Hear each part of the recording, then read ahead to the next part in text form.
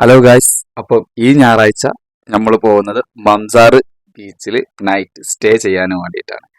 അപ്പോൾ അതിനുമുള്ള എല്ലാ ഫുഡ് കാര്യങ്ങൾ ഒക്കെ സെറ്റായിട്ടാണ് ഇവർ കാത്തു നിൽക്കുന്നത്. അപ്പോൾ അതുപോലെ തന്നെ ഓഫീസിൽ നിന്ന് ലേറ്റായിട്ട് ഞാൻ ഓടി വന്ന് അപ്പോൾ പ്ലേറ്റും കാര്യങ്ങളൊക്കെ വാങ്ങാനിട്ടുണ്ടായിരുന്നു. അപ്പോൾ അതൊക്കെ വാങ്ങുന്നതാണ് ഈ കണ്ടുകൊണ്ടിരിക്കുന്നത്.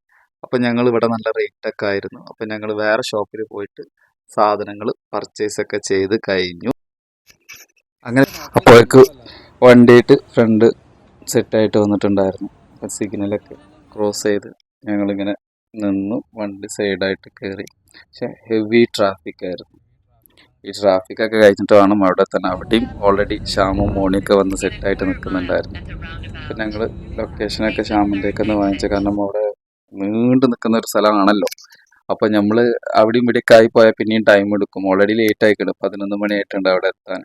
അപ്പോൾ അവർ ഫുഡൊക്കെ ഉണ്ടാക്കിയിട്ട് ഒരു വന്നിരിക്കുകയാണ്, നമ്മളെ കാത്തു. ശരിക്കും പോസ്റ്റായിട്ടാണ് രണ്ടാളും ഇരിക്കുന്നത്. ഞങ്ങൾ ബാക്ക് കൂടെ വന്ന് സർപ്രൈസ് കൊടുത്ത് സൗണ്ടൊക്കെ ആക്കി കുറേ നേരം വിളിച്ചുകൊണ്ടിരിക്കുന്നു. ക്ഷമ എവിടെ എത്തി എന്ന് ചോദിച്ചിട്ട് ഞങ്ങൾ എത്തി. ഞങ്ങൾ വേണമെങ്കിൽ കുറച്ചും കൂടെ മുന്നിറങ്ങാന്നൊക്കെ പറഞ്ഞ് ഇങ്ങനെ നിൽക്കുകയായിരുന്നു. അപ്പോൾ അവരും കുറേ സാധനങ്ങളൊക്കെ ഉണ്ടാക്കിയിട്ടും അവരും സെറ്റായിട്ട് തന്നെ വന്നിട്ടുണ്ടായിരുന്നു. ഇപ്പം ഞങ്ങളെ സാധനങ്ങൾ അതൊക്കെ എടുത്തിട്ട് എവിടെയെങ്കിലും ഒന്ന് ക്യാമ്പ് ചെയ്യണമല്ലോ, അപ്പോൾ അതിനായിട്ടുള്ള ഒരു നടത്തായിരുന്നു. അങ്ങനെ ഞങ്ങൾ എന്താ പറയുക, ഇതുപോലെ കുറേ ഫാമിലീസ് വന്നിട്ടുണ്ട് കേട്ടോ. അവിടെ കുറേ ഫാമിലീസും ബാച്ചിലേഴ്സും ഫുട്ബോൾ കളിക്കുന്ന ആൾക്കാരും ഒക്കെ ആയിട്ടുണ്ട്. ഞാൻ വേഗം അവിടെ ഓടിപ്പോയിട്ട് ഞാനും അവരെ കുറച്ച് നേരം ഫുട്ബോളൊക്കെ കളിച്ചപ്പോൾ ഒത്തിരി പേര് ഫുഡ് ഇങ്ങനെ സെറ്റ് ആക്കുന്നുണ്ട്.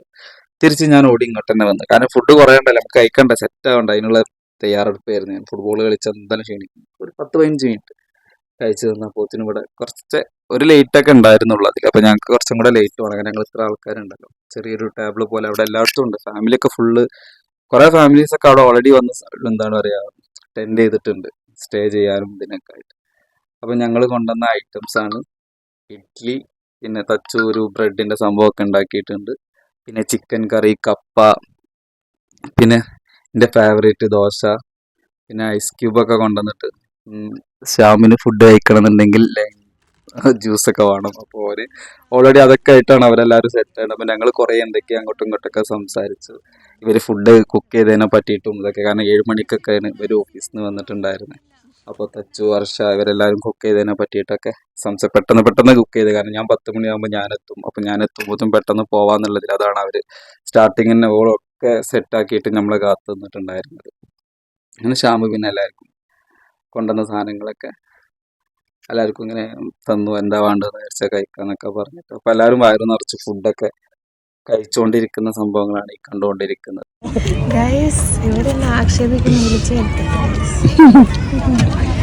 എന്നെ തന്നെ എടുക്കാതെ ഞാൻ പ്രസിഡാണ്, അവനാണ്.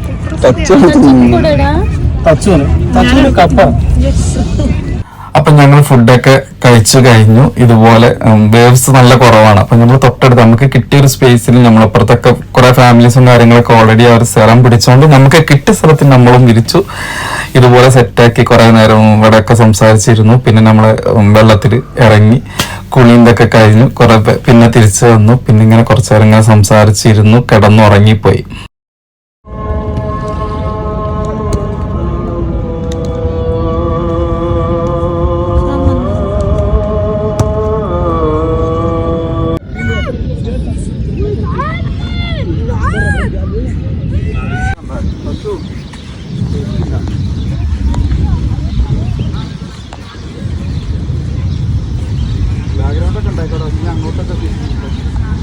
അങ്ങോട്ടൊക്കെ എടുത്തത്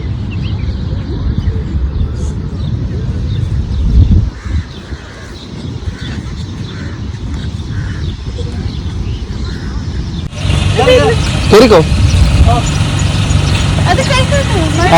അർഷന് കേട്ടടി, അതാ വണ്ടി വിളിക്കടി ഇങ്ങോട്ട്. ക്ഷമ ബൈ ബൈ ബൈ.